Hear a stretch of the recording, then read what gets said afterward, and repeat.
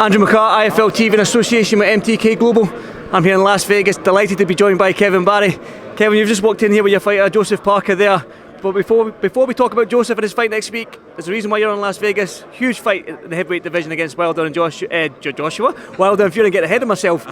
Wilder and Fury, just want to get your quick thoughts on the fight itself. Well, they don't get any bigger than a fight like this. And I think fight one being such a great fight has set the second fight up. We're going to do big numbers in the pay-per-view.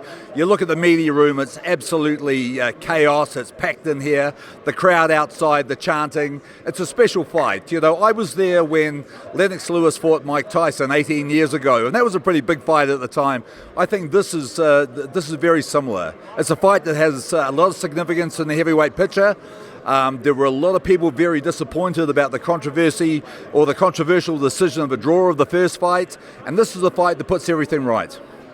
Going back to the first fight then, how did you score it? How did you see the fight? And another part to the question, I suppose, is how the heck did Fury get up in that 12th round? I tell you what, I thought the first fight, I thought Tyson won the fight. I thought he put enough rounds in the bank to win a points decision. But I was very, very disappointed with Wilder's performance. I thought Wilder was very impatient. He was very reckless. He was over-emotional in that fight. And because of those things, he couldn't actually relax. He wasn't trying to use his jab. He was looking for one punch to kill Fury with all the time, while Fury was picking up points, you know, and banking round after round after round. I think what we saw in the first fight was Tyson Fury fighting out of his skin. I don't think a lot of people thought that he would put on such a polished performance. Now, the big thing for me is, can Fury improve from that? Can we get a better Tyson Fury in the second fight? I don't know if we can. I look at both teams and I look at the improvements that can be made by each fighter, and I think the biggest improvement can be made by Wilder. There were so many mistakes he made in the first fight. I don't really believe that he gave enough respect to Tyson Fury in the first fight. This fight, for sure, I think we're going to see a far more focused, a far more determined. We'll see a fighter who will use his jab a lot more, especially the jab to the body. The jab, for me, is the key for both fighters in this fight. I think Wilder he'll try and disguise his right hand instead of just holding it out here and trying to throw it for everyone to see. So I think both guys have had a lot of time to look at the style of each other, and as I mentioned, I think the biggest improvements can be made by the Wilder camp. Just piggybacking off that, do you think that because up to the first fight, leading up to the first fight against Wilder for Fury, he was training to lose all that weight, he'd been out the ring for 3 years, now he's been back for 2 years, 2.5 years, almost, and now he's training to fight. He isn't training to lose the weight, he isn't training, he's got that bit between his teeth. So do you think we're going to see a more improved Tyson Fury in that respect?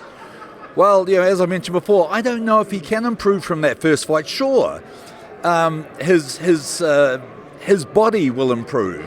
Obviously, there was major transformations that he was undergoing from coming down from over 400 pounds to what he weighed in the first fight. But this time around, I don't think it's a physical thing. I think there are other changes out there. The fact that he's replaced Ben Davison, the fact that he's brought a nutritionist on board, the fact that he's saying he's put weight on and he's going to come forward. We all know, that not to believe everything that Tyson says, but just I would have thought for a fight of this magnitude, he wouldn't be trying to reinvent himself. He had a very good team around him. He had a very good program in place, and if it's not broken, don't try and fix it. So I'm going to ask, do you believe Tyson Fury? You mentioned he's putting on weight to come forward a bit more in this fight. So, and he's came out and said in numerous publications, numerous interviews, that he's going to go out there and stop Wilder within 2 rounds. Just smiling. So, do you believe him? I don't think anyone believes him. I tell you what, I think that one of the big factors in this fight will definitely be the eye. That was a massive cut. There was actually 2 very severe cuts. If that was my fighter and we were going into a fight of this significance, I definitely would have put it back another 2 or 3 months. And I would not at all be surprised if the eye becomes a real factor in fight 2. Can I get a prediction from you then, Kevin? Look, as I mentioned, I think the biggest improvements can be made by Wilder. I think we'll see Wilder not weight as much as he did in the first fight, throw a lot more punches, have a lot more respect for Fury. I doubt whether Tyson, we've been wrong about him before, but I doubt he can be any better than fight one. And I think the power of Wilder will definitely be the significance in this fight. I've just spoke to Joseph. He's picking Wilder. He's picking Fury. You're picking Wilder. So a bit of conflict in the camp. Let's jump on to Joseph then. He's back in the ring after 8-9 months out, fighting Winters up in Frisco, Texas next week. How's Joseph looking in this camp? Well, he better be looking good. We've had 2 fights in the last 19 months, so inactivity has definitely been a problem for us. Joe sparred 125 rounds of sparring, which is a lot of sparring, and really quality sparring too. He's in good shape. He understands the significance of this fight. We're fighting a guy that most people don't expect us to have any problems with. That's what makes him so dangerous, is that Shawndell Winters has nothing to lose. He's coming off back-to-back wins against undefeated fighters. He's the NABA heavyweight champion.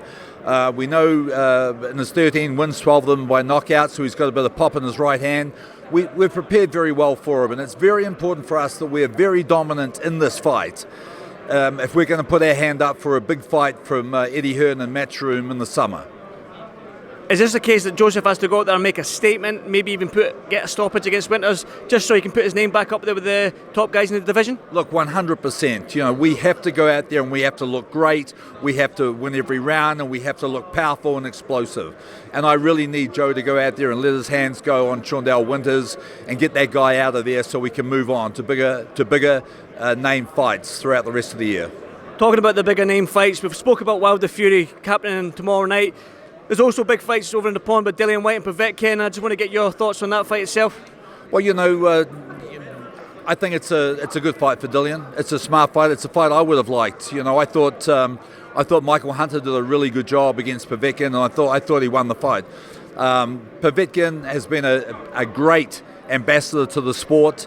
Only been beaten at the highest level, but look, he's touching 40 years old now. His best days are behind him.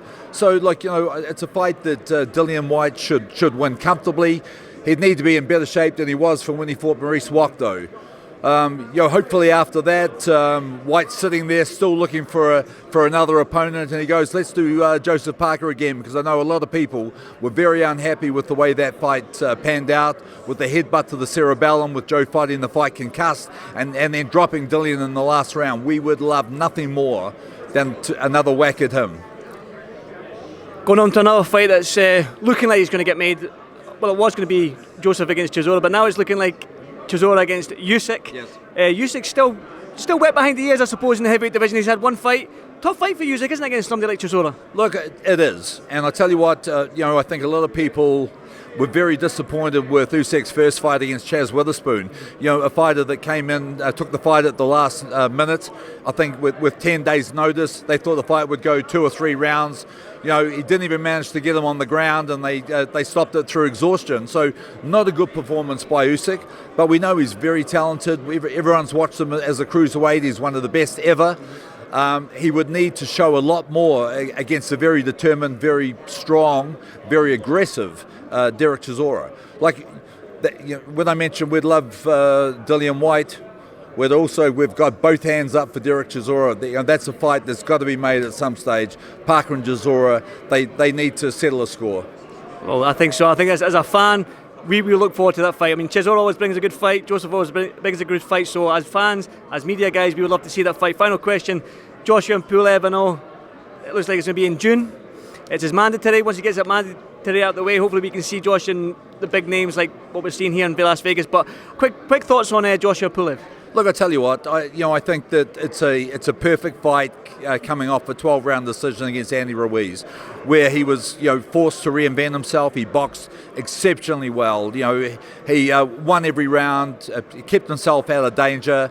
A fighter like Pulev, who comes forward, is relatively easy to hit, is not heavy-handed, very low percentage of knockouts, a fighter who's been around for a long, long time, who's coming to the end of his run, is tailor-made for Joshua to look great against. And the fact that that fight was supposed to be made over a year ago, they've already spent a lot of money in the marketing and promotion of that fight.